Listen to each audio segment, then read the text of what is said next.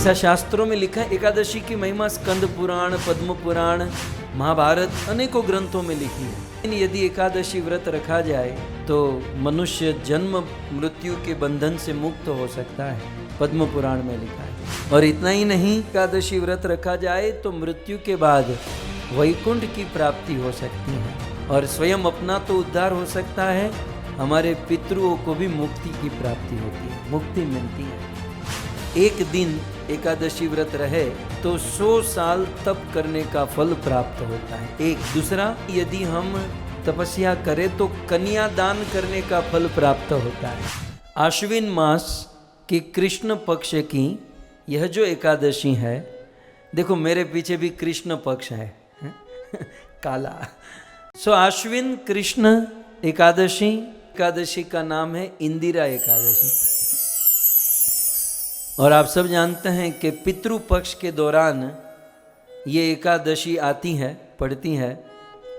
मतलब पितृ पक्ष का 11वां दिन चल रहा है, प्रथमा से शुरू हुआ तो 11वां दिन है, इसलिए इस एकादशी की महिमा और भी अधिक बढ़ जाती है।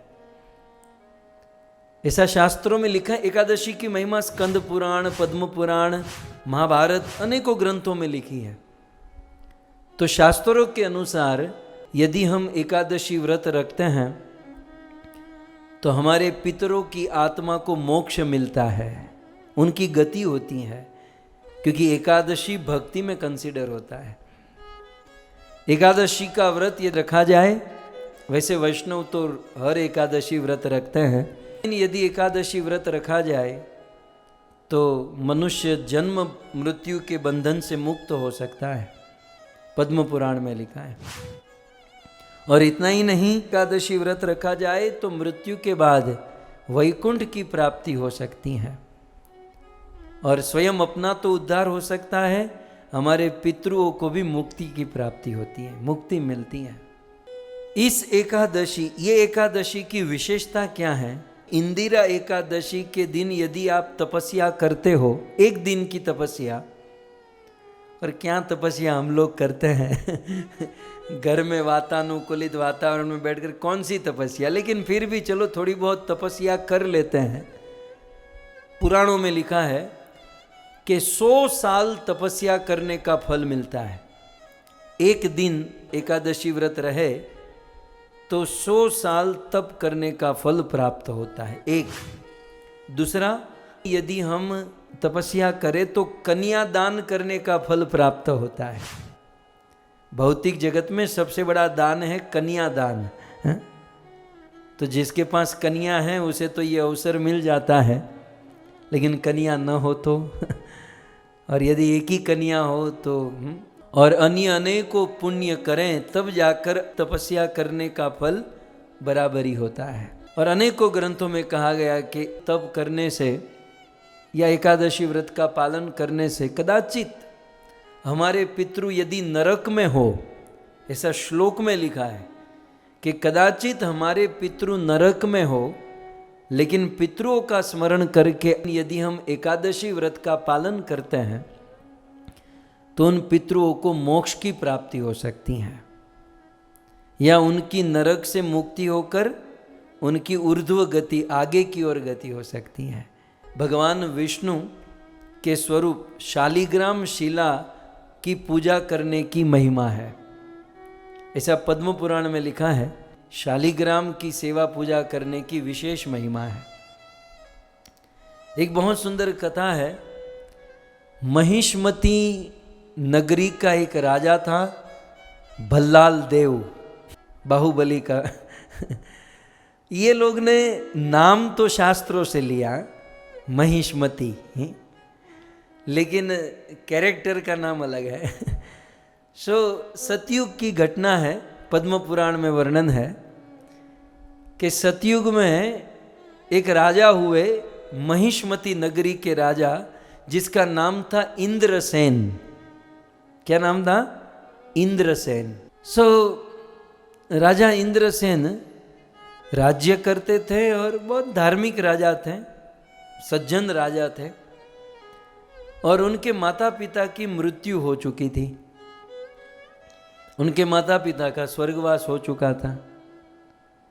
एक दिन रात को, कथा तो बहुत लंबी चौड़ी, इसमें बहुत सारी चीज़ें आती हैं, मुझे केवल आपको एकादशी के ऊपर फोकस कराना है कि एक दिन रात को राजा इंद्रसेन के स्वप्न में उनके माता और पिता दोनों का दर्शन हुआ। और राजा इंद्रसेन क्या देखते हैं कि मेरे माता पिता दोनों नरक में हैं और नरक में अपार कष्ट भोगत रहे हैं। राजा इंद्रसेन बड़े दुखी हो गए और रात को ही जग गए, नींद खुल गई और अपने माता पिता को नरक में यातना भोगते हुए स्वप्न में देखकर बड़े चिंतित हुए और उन्होंने ठान लिया कि मैं कैसे मेरे माता पिता को नरक की यातना से मुक्त कराऊं। एक बात तो आपको समझ लेनी चाहिए कि इतिहास में जितने भी सज्जन, जितने भी अच्छे राजा हुए, उन्होंने अपने माता पिता के लिए, अपने पितरों के लिए बहुत मेहनत की। आप देखो, जितने भी आप इतिहास में कोई भी राजा, कोई भी सज्जन को उठा लो, अपने पितरों के लिए बड़ा प्रयास किया कि हमारे पितरों का उद्धार हो जाए, पितरों का मोक्ष हो जाए, पितरों का कल्याण हो जाए। मैं आपको एक बात कहूं, आप गंगा नदी को जानते हो ना? गंगा नदी है, आप बताइए गंगा नदी के धरती पर आने का मूल कारण क्या था? आज गंगा धरती पर है, उसके पीछे मुख्य कारण, उसके मूल में क्या है? उसके मूल में तो यही है ना कि पितरों की मुक्ति। आप मन में विचार कीजिए कि भगीरथ जी ने यदि अपने मन में यह संकल्प नहीं लिया होता कि मेरे पितरों का उद्धार हो, तो आज गंगा धरती पर होती? हमारे पूर्वजों का, पितरों का गंगा के कारण उद्धार हुआ होता, करोड़ों लोग पापों से मुक्त हो सकते थे। मतलब ये मां गंगा प्रमाण देती है, सर्टिफाइड करती हैं कि मैं धरती पर हूं। तो सूर्य वंश के राजाओं ने अपने बाप दादाओं के बारे में सोचा। कथा आप जानते हैं ना, सूर्य वंश में, इक्ष्वाकु वंश में महाराज हरिश्चंद्र हुए। आप सब जानते हैं हरिश्चंद्र के बारे में, सत्यवादी राजा हरिश्चंद्र। हरिश्चंद्र के पुत्र हुए रोहित, रोहित के चंप, चंप के सुदेव, सुदेव के विजयी, विजयी के भरुक, भरुक के वृक और वृक के पुत्र हुए बाहुक। और महाराज बाहुक, जिनकी 1000 पत्नी थी, युद्ध करने के लिए रणभूमि में गए और उनकी मृत्यु हो गई। और उनकी सबसे बड़ी पत्नी गर्भवती थी, बच्चा बढ़ रहा था। 999 पत्नी ने सोचा कि ये बेटे का जन्म हो जाएगा तो वो तो राज रानी बन जाएगी और हम तो दूध की मक्खी हो जाएगी, दासिया बन जाएगी। क्या करे क्या करे, बोले उस बालक को पेट में ही मार देते हैं। तो अन्य रानियों ने मिलकर विष युक्त भोजन निर्माण किया और उस बाहु की ज्येष्ठ पत्नी को खिला दिया। लेकिन भगवान की ऐसी कृपा रही कि विष वाला भोजन खाया, फिर भी न मां को कुछ हुआ न उस बच्चे को कुछ हुआ। और 9 महीने के बाद जब बालक का जन्म हुआ तो उस विष को अपने हाथों में लेकर निकला। संस्कृत में विष को गर कहते हैं, गर के साथ जन्म हुआ इसलिए नाम हुआ सगर। सो विजय के पुत्र भरुक, भरुक के वृक, वृक के बाहुक और बाहुक के पुत्र हुए सगर। सगर की 2 पत्नी सुमति और केशिनी। सगर की पत्नी सुमति से 60,000 पुत्र हुए, बड़े प्रतापी राजा थे। और उन 60,000 पुत्रों के साथ मिलकर महाराज सगर ने 99 अश्वमेघ यज्ञ कर दिए, 99 अश्वमेघ यज्ञ संपन्न किए। और 100वां अश्वमेघ यज्ञ कर रहे थे। पता है ना, जब किसी का भला हो तो अच्छों को पेट में दर्द होता है। इंद्र को अच्छा नहीं लगा और वह घोड़ा चुरा कर गंगा सागर, उस समय तो गंगा नहीं थी, समुद्र में भगवान कपिल देव की कुटिया में जाकर बांध दिया। राजा सगर ने अपने 60,000 पुत्रों को भेजा, जाओ घोड़ा ढूंढ कर लाओ। आकाश पाताल एक किया और जैसे तैसे समुद्र के तट पर पहुंचे और घोड़ा तो मिल गया, लेकिन भगवान कपिल देव का अपराध कर दिया। सगर के 60,000 पुत्र भगवान कपिल देव का अपराध करने से उसी जगह पर जलकर खत्म हो गए, मर गए। और सगर को पता चली कि मेरे 60,000 पुत्र मर गए, कमौत हुई, गलत मतलब कुगति को प्राप्त हो गए। अब यज्ञ तो छोड़ दिया, लेकिन अपने पुत्रों का उद्धार कैसे हो, है ना। सोचते ना जैसे हमारे परिवार में भी एक बालक की मृत्यु हुई तो उसका उद्धार कैसे हो, ये कर्तव्य है। मैं ये पॉइंट बताना चाह रहा हूं कि जितने भी सज्जन राजा, जितने भी समर्थ सज्जन हुए, उन्होंने अपना पूरा प्रयास किया अपने पितरों के लिए, और ये करना चाहिए। तब सगर ने सोचा कि मेरे पुत्र का उद्धार कैसे हो, प्रयास किया लेकिन नहीं हुआ। सगर की दूसरी पत्नी थी केशिनी, और उनसे एक पुत्र हुआ असमंजस। बोले पिताजी की इच्छा थी 60,000 पुत्रों का उद्धार हो, असमंजस ने प्रयास किया फिर भी नहीं कर पाए। असमंजस के पुत्र हुए अंशुमान। बोले मेरे बाप दादाओं का उद्धार होना चाहिए। अंशुमान ने तप किया, भगवान कपिल देव प्रसन्न हुए और निर्णय सुनाया कि बोले उसका उद्धार हो सकता है यदि उनके अस्थि गंगा में पधराया जाए। उपाय मिल गया, गंगा में अस्थि डालो उद्धार हो जाएगा। लेकिन उस समय गंगा धरती पर नहीं थी। भगवान वामन अवतार ले चुके थे, ब्रह्मांड को फोड़ चुके थे, और आध्यात्मिक जगत का जल ब्रह्मलोक ब्रह्मा जी के कमंडल में था। चलो ब्रह्मलोक से धरती पर मां गंगा को कैसे लाए। अंशुमान ने तप किया, प्रयास किया, गंगा को धरती पर नहीं ला पाए। अंशुमान के पुत्र हुए दिलीप।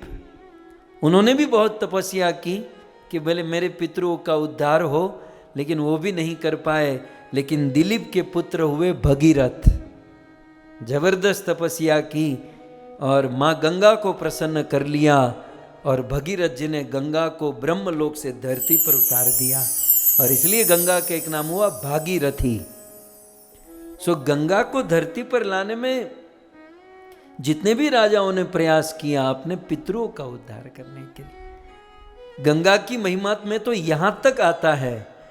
हमारे मोना माता और महेश भाई थे, मैंने रूबरू ये बात उनको सुनाई थी हरिद्वार में,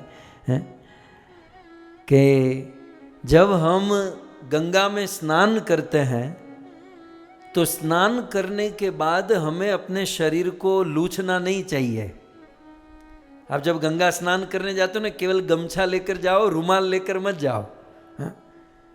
गमछा स्नान करके गंगा के तट पर थोड़ी देर बैठे रहो, क्योंकि पद्म पुराण में लिखा है कि गंगा में जब हम स्नान करते हैं ना, हमारे पितृ जहाँ कहीं भी हैं खड़े हो जाते हैं। क्यों क्यों? बोले हमारे बच्चे हरिद्वार में गंगा में स्नान कर रहे हैं, ये महेश भाई स्नान कर रहे हैं, मोना बहन स्नान कर रहे हैं, सब लोग खड़े हो जाते हैं। और ऐसा लिखा है कि गंगा में स्नान करने के बाद हम लोग जब खड़े रहते हैं और हमारे शरीर से जितने भी पानी की बूंद गिरती हैं, जितनी पानी की बूंद गिरती हैं उतने पितरों का उद्धार होता है। सो गंगा की ये बड़ी महिमा शास्त्रों में, पुराणों में कही गई है। तो कुल मिलाकर मेरे कहने का भाव ये था कि हमारे पूर्वजों ने पितरों के लिए बहुत मेहनत की है। तो हम लोग साल में एक बार, और वो भी पितृ पक्ष में, क्या श्राद्ध नहीं कर सकते, पितरों का स्मरण नहीं कर सकते? और यदि वास्तव में पितरों का कल्याण चाहते हैं तो जब भी हम तीर्थों में जाते हैं, मंदिर में जाते हैं, शुभ कर्म करते हैं, तो हमें उनका स्मरण करना चाहिए और उनके बिहाफ में कोई दान पुण्य धर्म आदि करना चाहिए। आइए पुनः वो महिष्मती नगरी का राजा इंद्रसेन, उनके स्वप्न में क्या आया? देखो हम थोड़ा सा ट्रैक आउट हो जाते हैं, लेकिन फिर से वो मूल ट्रैक में आ जाना है। तो वह इंद्रसेन स्वप्न में क्या देखा कि मेरे माता पिता नरक में है। આમ લગભગ બચ્ચો કો પતા ચલી જાતા હૈ કે આપણા માતા પિતા ક્યાં હશે. પછી આપણે મનને મનાવીએ એ વાત અલગ છે કે અમારા ફાધર તો ભગવાનનો ફોટો જોતા જોતા વૈયા ગયા. હવે આખું જીવન दारू पीता था, ये भगवान नो फोटो जुए. पूरा जीवन उसने वहीवट किया था, वो भगवान का नाम लेकर जाएगा. मतलब थोड़ा बहुत तो अंदाजा आ ही जाता है कि वो कहाँ होंगे. और यदि हम चाहते हैं कि पितरों का कल्याण हो, उद्धार हो, तो हमें उनके लिए मेहनत करनी चाहिए. राजा इंद्रसेन ने मेहनत की और दूसरे दिन बड़े बड़े प्रकांड विद्वान ब्राह्मण पंडितों को बुलाए और बुलाकर सभा लगवाई. और सभा में एजेंडा रखा कि भाई और सब छोड़ो, मुझे और कोई वहीवट नहीं, मुझे ये चाहिए कि मुझे स्वप्न में आया कि मेरे माता पिता नरक में हैं, तो मेरे माता पिता का उद्धार करने के लिए मैं क्या कर सकता हूँ बताइए. देश विदेश से बड़े बड़े प्रकांड विद्वान पंडित ब्राह्मण आए थे. उनमें से कुछ ब्राह्मणों ने कहा कि महाराज आप अपनी पत्नी के साथ, ये सब श्लोकों में लिखा है पद्म पुराण में, मैं केवल हिंदी आपकी भाषा में ट्रांसलेट कर रहा हूँ और थोड़ी अपनी स्टाइल मिला रहा हूँ, बाकी एक एक श्लोकों में ये सब लिखा है. तो महाराज आप अपनी पत्नी के साथ ये पितृपक्ष की इंदिरा एकादशी का व्रत करते हो, पत्नी के साथ पितृपक्ष में ये आने वाली इंदिरा एकादशी का व्रत करोगे तो आपके पितरों का उद्धार हो जाएगा. अब कैसे व्रत करना है वो सब कुछ ब्राह्मणों ने बताया. अब राजा को तो करना ही था. जब आज का दिन आया, आज का ये आश्विन कृष्ण एकादशी का दिन आया, इंदिरा एकादशी, तो ब्राह्मणों ने कहा था कि आज शालिग्राम शिला करने की विशेष महिमा है. तो शालिग्राम शिला की पूजा की, तुलसी चढ़ाया और निर्जल उपवास किया और अन्न ग्रहण नहीं किया. ब्राह्मणों को भोजन कराया, ब्राह्मणों को दक्षिणा दी, उनसे आशीर्वाद लिया. और आज इंदिरा एकादशी का पूरा दिन भगवत भजन में जब बिताया, रात को महिष्मती नगरी के राजा इंद्रसेन के स्वप्न में वो माता पिता फिर से आए. और माता पिता अकेले नहीं आए, उनके साथ भगवान भी खड़े थे. और भगवान बोले कि राजन, तुम्हारे व्रत के प्रभाव से तुम्हारे ये दोनों माता पिता नरक से निकलकर मेरे पास आ गए हैं. सो तुम्हारा धन्यवाद, तुम्हारा ये व्रत का प्रभाव कि तुम्हारे माता पिता अब मेरे पास हैं, तुम निश्चिंत हो जाओ, तुम्हें कोई चिंता करने की ज़रूरत नहीं है. और आज के बाद यदि कोई आपकी तरह इस एकादशी व्रत का पालन करेगा तो उनके पितरों का भी इसी प्रकार से उद्धार होगा.